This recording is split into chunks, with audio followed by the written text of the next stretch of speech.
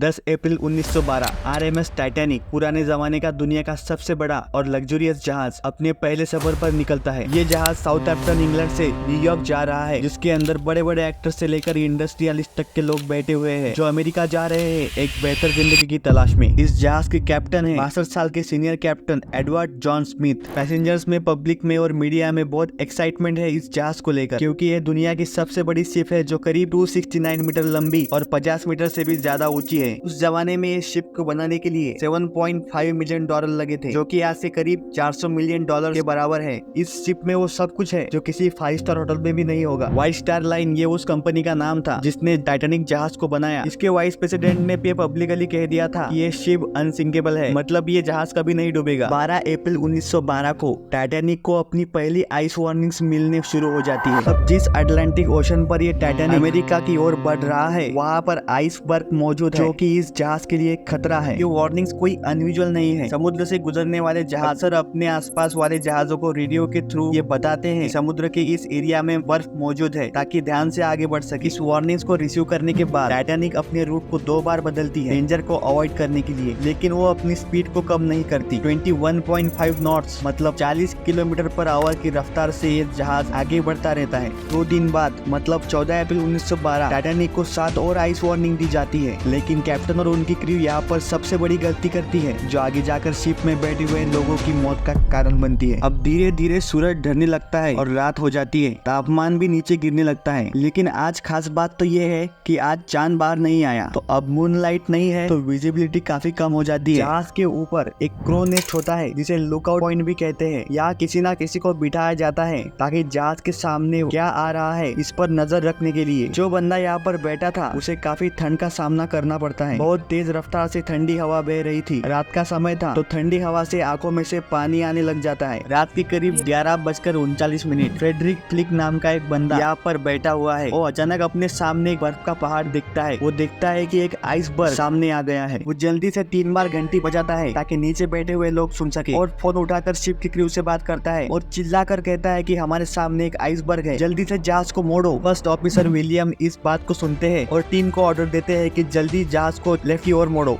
Unfortunately बहुत देर हो जाती है। सिर्फ 1 मिनट बाद मतलब 11:40 जहाज जाकर आइसबर्ग से टकरा जाता है। Titanic was a new breed of luxury liner. Titanic left port in Southampton, England. Among her passengers were many of the wealthy and influential. The band played the gayest tunes and American ragtime dances. The time was 11:40. The iceberg grazed the right side of the ship. And all of a sudden she lifted up quickly. Everything that was movable was going through her. I didn't think it was serious because I didn't think it was possible a big ship like that could sink. ये iceberg कोई छोटा मोटा iceberg नहीं था। Length में 200 bye 400 feet जितना बड़ा, एक फुटबॉल फील्ड जितना बड़ा था। जहाज का टकराव आइसबर्ग से राइट साइड से हुआ। स्पेसिफिकली कहा जाए तो बो के पास हुआ। बो मतलब जहाज के सामने का ये वाला हिस्सा है और ये नीचे का पार्ट इसे कील कहते हैं। ये जहाज करीब 10 सेकंड आइसबर्ग के साथ घिसता चला गया, जिसकी वजह से जहाज में छोटे छोटे होल्स पड़ गए। कॉलेजिंग के करीब कुछ सेकंड बाद कैप्टन स्मिथ और शिप के आर्किटेक्ट थॉमस एंड्रयूज तुरंत पहुंचे ये देखने के लिए कि जहाज को कितनी चोट पहुंची है। देखा तो उन्होंने कहा कि ये जहाज तो डूब जाएगा। ये देखकर उनको झटका ही लग गया, क्योंकि उनको तो लगता था कि ये जहाज तो अनसिंकेबल है। Senior radio operator Jack Phillips यहाँ पर हमारी कहानी के हीरो निकलते हैं। वो लगातार एक के बाद एक डिस्ट्रेस सिग्नल भेजते रहते हैं। 20 मिनट की कोशिश के बाद 12:20 आरएमएस कारपेथिया जहाज जो टाइटैनिक के पास मौजूद था वो इस सिग्नल को पकड़ लेता है और वो टाइटैनिक के रेडियो ऑपरेटर से बात करता है और मदद के लिए तैयार हो जाता है। बस यहाँ पर एक ही प्रॉब्लम थी कि ये जहाज तो टाइटैनिक के पास था, लेकिन करीब 107 किलोमीटर दूर था। अगर ये जहाज अपनी टॉप स्पीड में भी चलेगा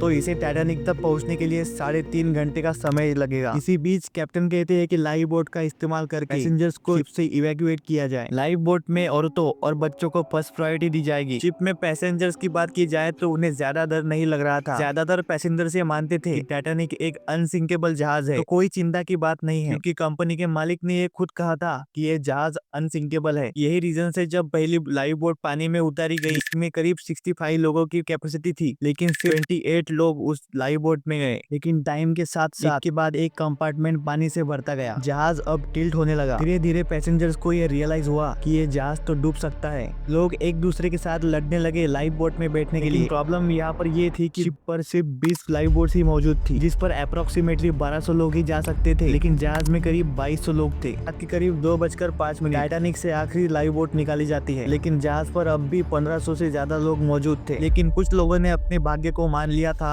और वो जहाज पे ही रुके रहे। Everybody was crying, praying, trying to get into the few lifeboats that were left. No, it was pretty sad at the end. I witnesses के अनुसार करीब 2:20 पर जहाज 2 टुकड़ों में टूट गया और फिर धीरे धीरे पानी के अंदर डूब गया।